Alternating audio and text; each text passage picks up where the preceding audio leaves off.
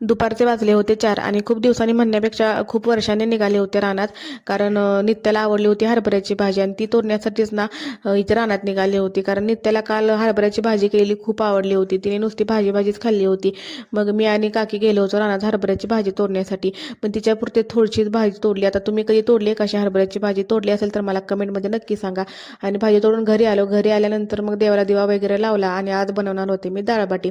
त्याच्यासाठी इथे मी गव्हाचं पीठ घेतलं. थोडासा ह्याच्यामध्ये 2 चमचा रवा घातला आणि क्रश करून ओवा घातला आणि खायचा सोडा घातला आणि थोडंसं मीठ चवीनुसार घातलं आणि तूप घातलं चमचाभर. नंतर छान असं थोडं थोडं पाणी घालून घट्ट असं पीठ मळून घेतलं. जसं आपण पुऱ्याला घट्ट मळतो ना तसंच एकदम बनवायचं. तुम्ही बघू शकता घट्ट असं पीठ मळून घेतलं आणि पीठ भिजोपर्यंत इथे मी डाळीची तयारी करायला घेतली. मोठे मोठे 2 कांदे चिरले, 1 मिरची चिरली आणि इथं डाळ मी मसूरची, तुरीची आणि मुगाची वापरली होती. गिर्राची शिजवून घेतली. मग कढईमध्ये 2 चमचे तेल घातलं. त्याच्यामध्ये जिरं, मिरची, लसूण आणि कांदा टाकून छान असं परतून घेतलं आणि मसाल्यामध्ये मी इथे लाल तिखट, गरम मसाला आणि धनेपूड वापरली होती. कारण डाळीला काही एवढा मसाला वापरत नाहीत. मस्त असं मसाला वगैरे भाजून घेतला आणि डाळ शिजतानाच मी थोडीशी हळद घातली होती. मग इथे थोडीशीच हळद घातली, चवीनुसार मीठ घातलं आणि टोमॅटो घालून छान असं परतून घेतलं.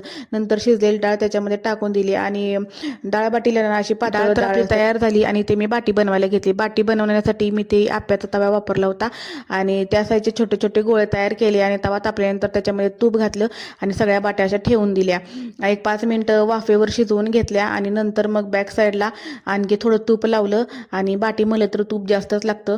मग थोडंसं तूप लावलं आणि छान अशा सगळ्या बाट्या भाजून घेतल्या. तुम्ही बघू शकता खूप छान अशा बाट्या भाजल्या होत्या. डाळ सुद्धा रेडी झाली होती आणि बाट्या सुद्धा रेडी झाले होते. मग कुठे दम निघतोय, घेतल्या ना सगळ्या बाट्या चोरून आणि इथे वरून खूप सारी अशी डाळ घेतली आणि डाळ बाटी म्हणलं तर तूप तर लागतंच. मग एक्स्ट्राचं चमचाभर तूप घेतलं आणि सोबतीला कांदा आणि लिंबू सुद्धा चिरला होता कारण त्याची चव येत नाही ना.